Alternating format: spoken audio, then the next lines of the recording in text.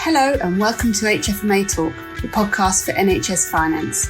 I'm Lisa Robertson, a Senior Policy Manager here at the HFMA, and today I'm delighted to be joined by Paul Dillon Robinson and Louise Cobain to talk about HFMA's NHS Audit Committee handbook.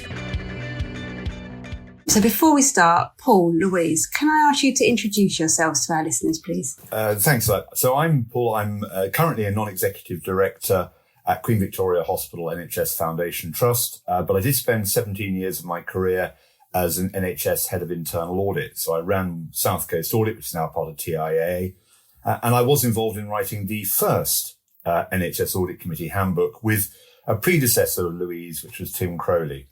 But I also do chair a couple of audit committees in central government, and I was previously the head of internal audit at the House of Commons. But I do quite a lot of work with the HFMA at the moment, one of which was helping write this book. Thank you, Paul. Louise. Hi, everyone. So I'm Louise Cobain. I'm the Assurance Director at MIAA. So we are an NHS shared service and we provide assurance and consultancy services to over 50 organisations, primarily across the NHS, but also to the wider public sector and also the third sector. We cover 5 regional footprints and we've started working with quite a lot of audit chairs on a regional basis to sort of get a lot of feedback. So, we work with an awful lot of audit chairs, non-execs and audit committees. So hopefully, can bring some of that intelligence into today's podcast. Oh, that's brilliant. Thanks for joining me, both of you. So HFMA's NHS Audit Committee handbook has had a complete rewrite this time, and it's been published in March online for the first time with open access for all, and hard copies are also available.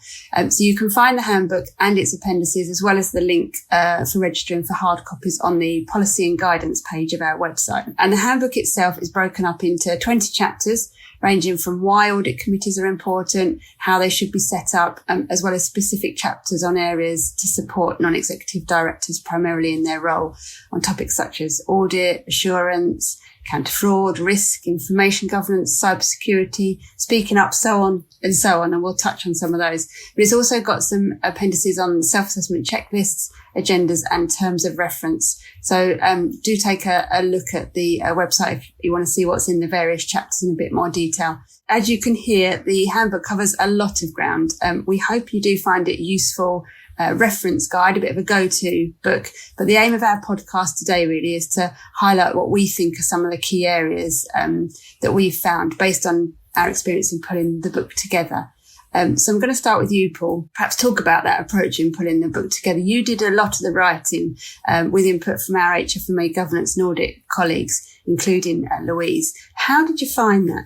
It was interesting. I was suddenly reflecting. I think in my career as a head of internal audit, I probably attended well over 500 audit committee meetings. And since I've sort of gone to a NED career, I think I've done well over 50 audit committee meetings, of which I probably chaired half of them. So there's a lot of that goes back to, and I think what I was looking for when we talked about how we do this is actually we need to go back and understand much more about the why we do what we do behind that. And then we did, in the 20 chapters, we basically thought, well, let's go through the terms of reference and explain all the elements behind that with some topping and tailing, if you like, of, I found out, the first audit committees were the New York Stock Exchange. And then you go right down to, well, what's the world of the integrated cares systems and things like that. So what we were looking to do is to have some of the basics in there, because I think you can forget the point of an audit committee is about objective, independent view on behalf of stakeholders and shareholders, rather than this is actually about just going through the motion. So once you understand the why, sometimes it's a lot easier then to go through the how. I think we also wanted to, particularly where things like external audit, internal audit, counter-fraud have become much more professional, much more regulated in recent years, is to help new non-execs coming into the NHS, or those who've been in the NHS for a bit, just to realise just the world is very different, particularly for external audit. And therefore putting in what their professional standards are is really quite important. Excellent. And I think it's probably a good point to say a massive thank you actually to the HFMA Governance and Audit Committee members for their input. And I think that just shows that when you get people who are interested in governance, they want to explain the importance of it. And that's where I think this handbook is really important, that people realise that this is actually quite a critical area to do properly. And when you see an audit committee failing, it's because it's just going through the motion. So that's why I think it was really important. I think the other thing is also, I mean, we are focusing this on, if you like, NEDs, but it's just as important for finance staff, for auditors who go into an audit committee to understand how the whole lot fits together. Because I think that's another critical element behind this handbook. Yeah, absolutely. And like you said, people that are new to the NHS, new to NHS finance, have found it really helpful. But actually, I've also had quite a lot of comments from experienced non-executive directors and finance colleagues saying it's actually been really helpful to have a couple of pages I can go to and make sure I'm up to date with some of the new sort of regulations and basics. So hopefully helpful for different audiences in different ways. But Louise, you have been doing a lot of work actually, haven't you, with non-executive directors that kind of informed your input, I think. Can you tell us a bit more about the key areas you wanted to make sure were included and the conversations you're having with audit committees at the moment? Yeah, absolutely. So, we were asked to support the rewrite of the audit committee handbook, and we were really keen to support that. But as well as given our view as professional internal auditors, we were really, really keen to get the views of our audit committees, our experienced NEDs and maybe some of our newer NEDs as well, who were both new to audit committees but also new to the NHS. So there was a number of points that came through. There's obviously a number of challenges at the moment around, system assurance, how you share learning and best practice, how you approach those wider system financial challenges. So there was all of those areas that sort of have been coming up. But I think, some of the feedback and input that we were getting from our non-executive directors were around, okay, so how do we work together to meet those joint financial objectives and duties? How we get that wider view of the audit committee when considering audit and assurance, and I think those chapters on the current issues, I think those regular updates will be, really important as we move to that increased collaboration and that more wider system assurance. There was conversations around the role of the audit universe, that's included in there, but actually should that be retained, removed, given more prominence? And I think, as internal auditors especially, we utilise that as part of our planning work. We really do look at that audit universe. I think one of the points that was raised to myself was around the name, the title of the audit committee. And I know that's referenced in there about whether it should be the audit committee, the audit and risk committee, etc. And a lot of the feedback we had was that it is very much an audit committee, because actually risk assurance should be across and not just audit committee. But again, there's variation throughout the country on that, different models, one size doesn't fit all.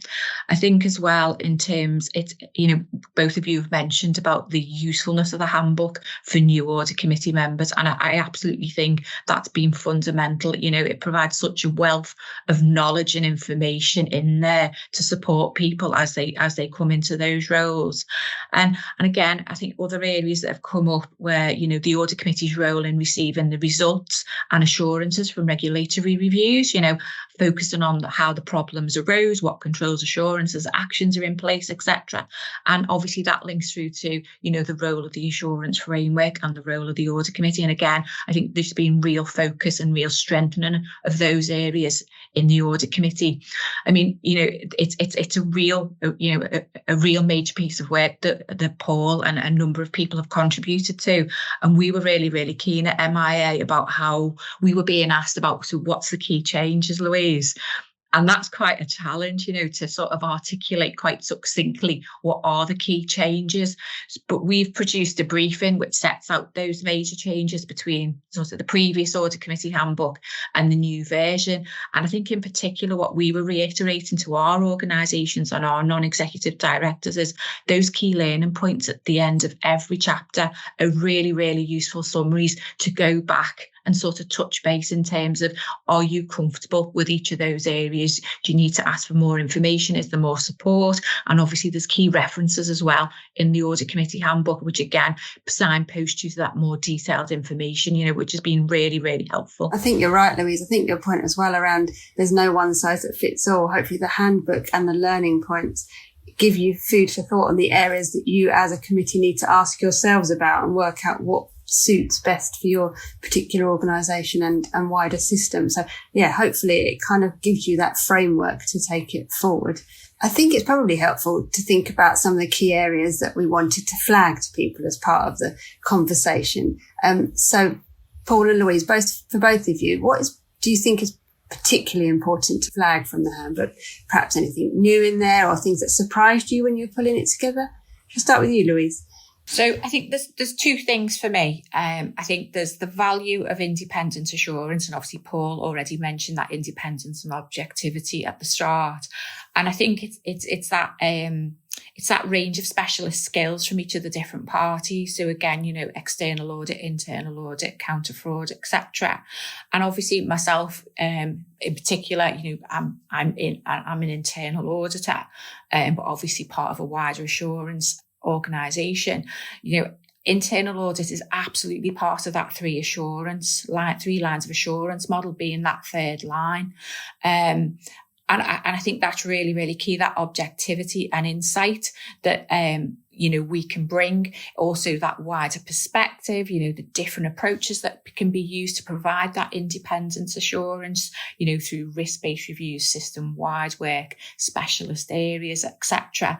And it's the added value as well that each of those different elements, and actually within the organisation itself, can bring in terms of, learning, sharing of best practice, updates on topical areas. So that's a real key one for me, that value of independent assurance. And I suppose the second one for me is really around system risk and system-wide assurance, real focus at the moment, and increasingly so around, increased collaboration, the risk assessment, both from a statutory organisation perspective and how we put on a system lens. So again, the handbook's really, really helpful in sort of posing challenging questions there for organisations to ask themselves, what are you doing with your risks? How they're being managed? What about the system element of risk? And I think, that those chapters, again, which I referenced earlier on, those current challenges and current issues, those updates as we get more and more information and as this area progresses, I think will be really, really important. And I think, the 3 lines of assurance model, actually, should it move to a 4 lines of assurance model, with that 4th line being system assurance? And within MIAA, that's something we've really looked at when we've been working with organisations talking about assurance mapping. We've actually put in that 4th line is the system assurance line. So I think that's an area that will absolutely continue to progress and develop, and I'm sure there'll be regular updates from HFMA on those as we move forward. Yeah, absolutely. And Paul, I guess from your point of view, you're using this in effect as a non-executive director as well as having written it. What were the bits in there that you think are helpful to flag to yourself, I guess? Well, I feel sorry for some of my colleagues who probably are sick and tired of this, because it's always that danger when you do something like this. It's amazing how topical it then becomes. But one of the things I've been banging on in a number of my hats as chairing a couple of central government audit and risk assurance committees is the difference between assurance and reassurance. And assurance, and we there's a slightly flippant quote in there, but the assurance one is evidence-based. The reassurance is, trust me, I'm the CFO. And I think there is that danger sometimes that we do have that reassurance. We need to be really clear about it. So there's nothing wrong with that constructive challenge on that.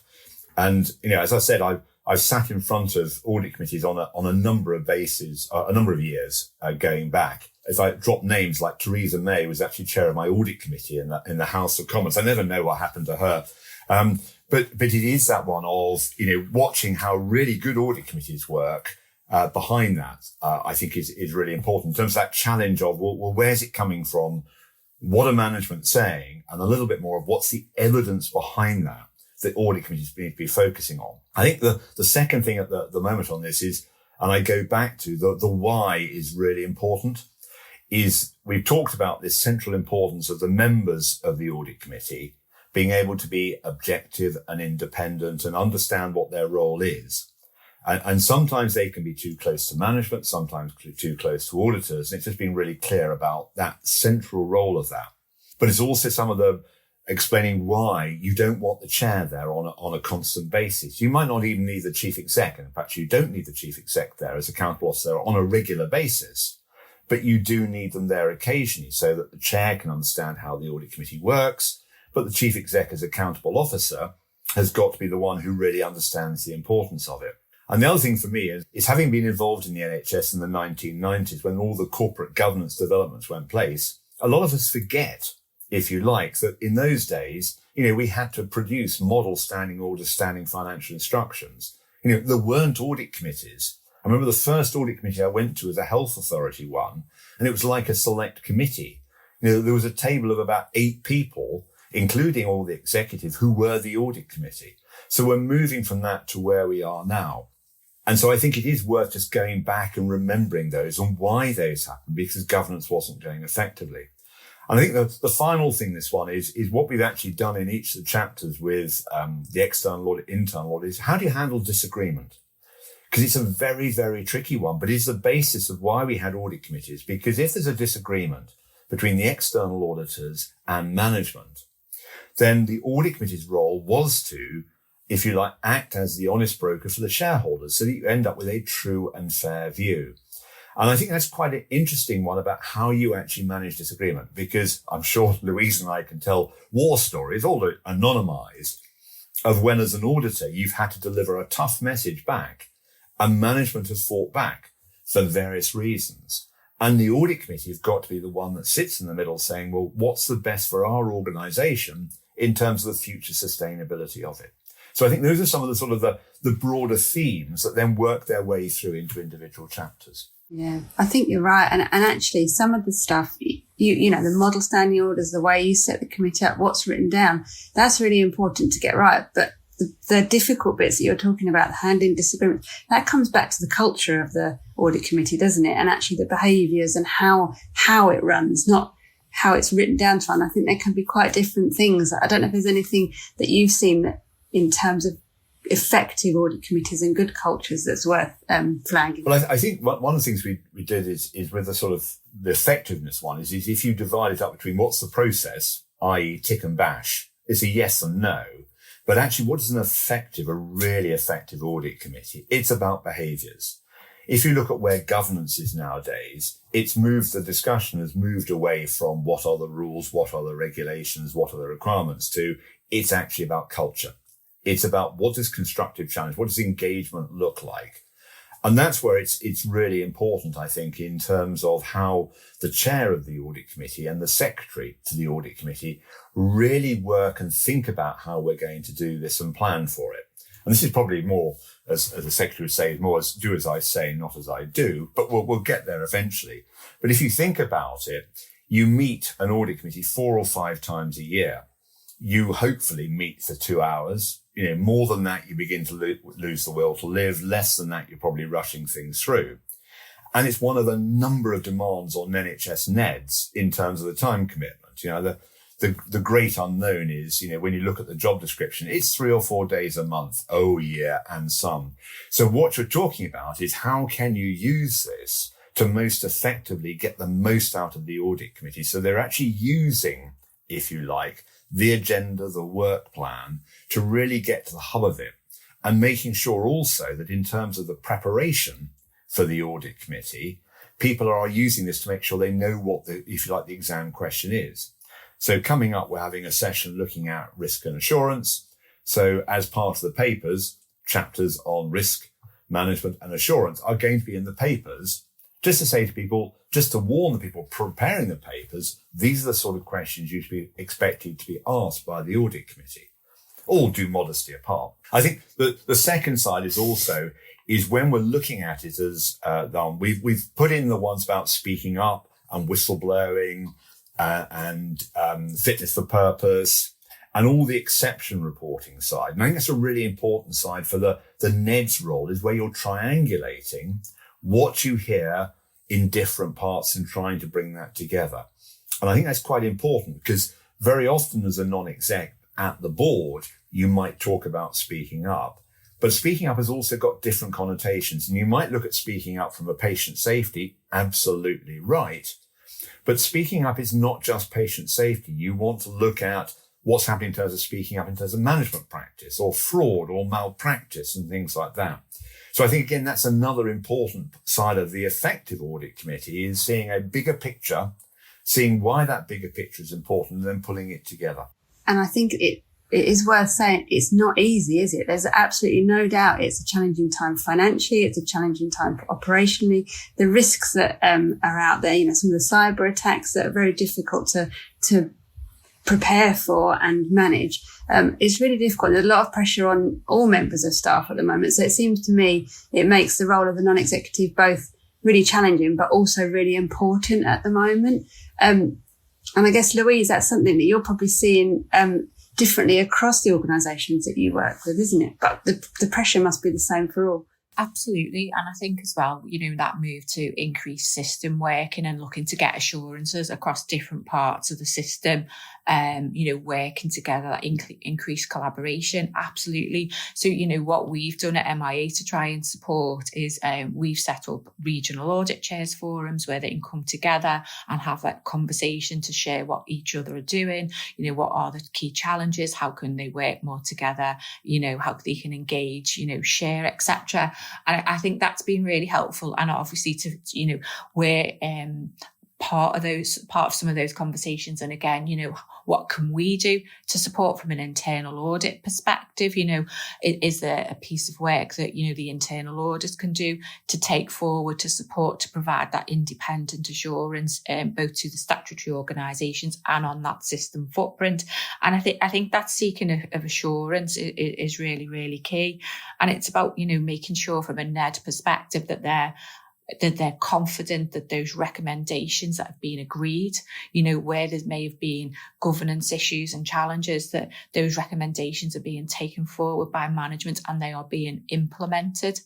And, and I think touching on a number of the things that Paul has just mentioned, I think, some of the really, really effective audit committees, they're very, very clear about summarising the actions, what needs to be done after each agenda item, where's that going to be taken forward? Does that need to be escalated to a different committee within the organisation? So I think there's lots of different things, that are there to support, again, coming back to the different assurance partners around the audit committee table, how can they help and support, external audit, internal audit, counter fraud, all do different types of topical briefings with challenge questions, and those challenge questions can be really an important source of assurance for the organisation to in effect assess themselves and then feed that back to the audit committee to say, well, actually, in relation to whistleblowing, freedom to speak up, fit and proper person, etc.,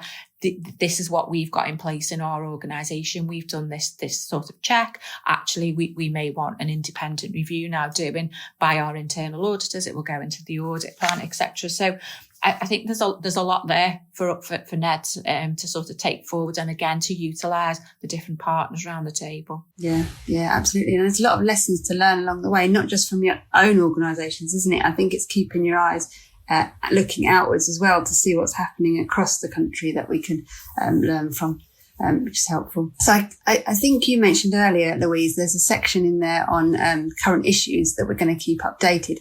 But what do you think is coming down the track that is important for non-executive directors to think about and look out for? Shall I start with you, Paul? Yeah, I think there are plenty of current issues. I would still give the emphasis of don't forget the basics. The problem is it's very tempting to get involved with the sexy, exciting side of things, but we still have a major financial sustainability challenge across the whole NHS. And if you're going to do that, you've got to have that grip and control. You've got to have the basics in place. And I think there's something about the audit committee shouldn't forget going back to how are you really assured that you've got the right controls in place and those right controls are doing that. That said, what is the exciting side? I suspect for those of us who've been around the NHS a while, it's this move to system working. And the whole concept of acute collaboratives, partnership working, moving from competition to collaboration. What does that really mean? And if you like, because there is no one size fits all, because there's different levels of maturity around the countryside, everyone is different. And I think that is a real challenge for audit committees of, well, what should we be doing? What can we be doing? And if you like, behind that, what can I do to make sure I'm in the right position behind that? Because if you're relying on, if you like, an ICB to behave like a health authority, and it's not, if you've been around long enough, for those who remember health authorities, it's a very different way of managing. And I'm not sure sometimes we understand the full implications behind that. And if you like, in terms of we're trying to use, if you like, risk as an opportunity, then we need to really say, well, how can we exploit this current position to go forward and take the advantages when we might also sometimes have risk as the threat, and we tend to look at the negative side behind it. So that's where I think it's time for, well, not time for, but I think audit committees need to be thinking about that.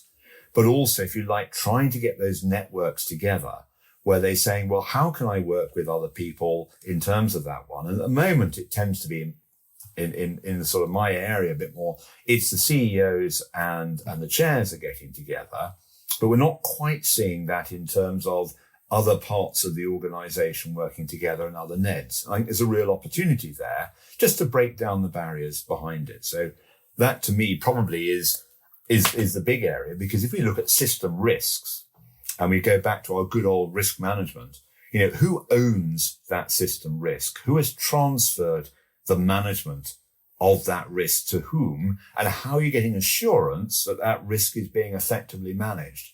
You don't want to create a bureaucracy behind it, but you do need some clarity about it, because when accountability kicks in, then absolutely we need to be clear about who is accountable for it. And now's the time to sort those out. Definitely.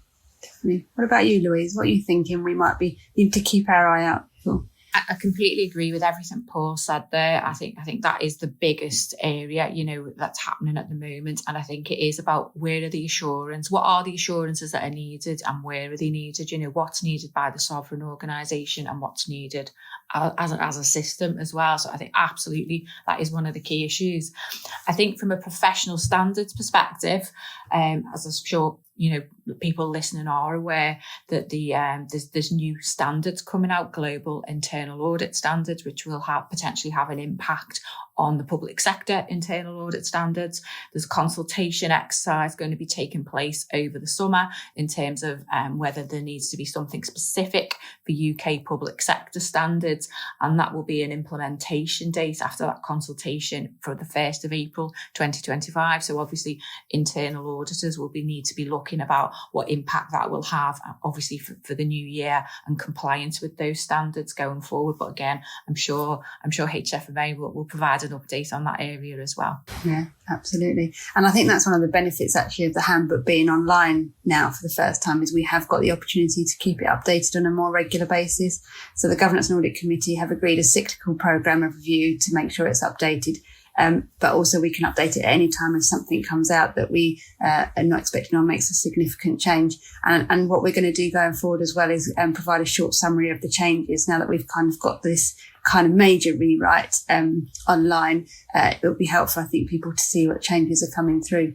So before I do bring our chat to a close, I guess opportunity for both of you for any final thoughts that you wanted to flag or talk to our listeners about. I suppose for me, it is, that the handbook's excellent. It covers a wide remit, but it's so helpful and useful both for new and established audit chairs. I think the current challenges section and the updates will be really, really helpful going forward. So actually it becomes a live document. And I think as Paul mentioned very, very early on, it's not just for the audit committee. It's an extremely useful document for the assurance partners as well. It's something that I refer to on a really regular basis. Yeah, I think going back to right early on, we talked about the difference between an audit committee, an audit and risk committee, and audit and risk assurance committee.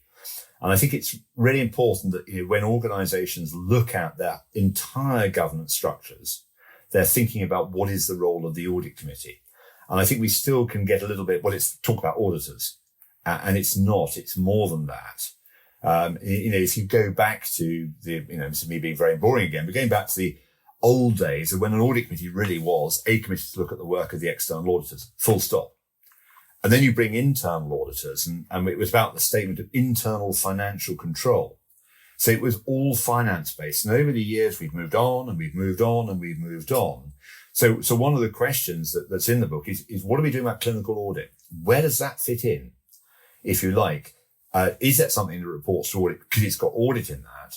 Or what is the relevant bits that audit can do in terms of looking at the assurances and kicking the tires? How does the audit committee fit in with other committees, such as your quality and safety or your finance and performance or whatever? So I think it's important, if you like, that the audit committee handbook is not seen in isolation. It is actually giving some advice, but also shows that this is not a done deal. If you went through the handbook and ticked everything, you may not have done the job properly. You need to think about how you fit it in, but there are enough hints in there and enough guidance for people to think about. So that's how I would sort of offer that as my takeaway. Thank you, Paul. Really enjoyed the conversation we've had. We probably could go on and on, but we'll let our listeners stop for now. Just wanted to say a big thank you to both Louise and Paul for joining me. I hope that listeners have found the conversation helpful and as enjoyable as I have being part of it. You can find the handbook, as I said, and its appendices on the policy and guidance page of HFMA's website. Thank you everyone for listening to this episode of HFMA Talk, and don't forget to subscribe so that you can keep up to date with all the rest of our podcasts. Thanks very much.